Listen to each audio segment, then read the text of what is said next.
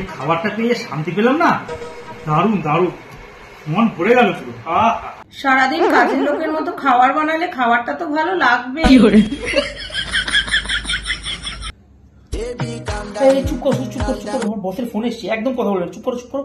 তোমার আর তোমার মায়ের জন্য এখন আমি চুপই হয়ে থাকি গো।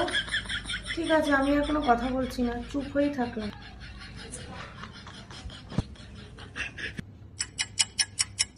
আরে তুমি কেনাকাটা করতে গেছিলে, আমাকেও বলতে, আমিও তোমার সাথে যেতাম। আমার ভুল হয়ে গেছে, আমার ভুল হয়ে গেছে, আমাকে ক্ষমা করে দাও। আমি তোমার অনুমতি ছাড়াই চলে গেছি, আমার এসব জিনিস কিছু লাগবে না, আমাকে ক্ষমা করে দাও।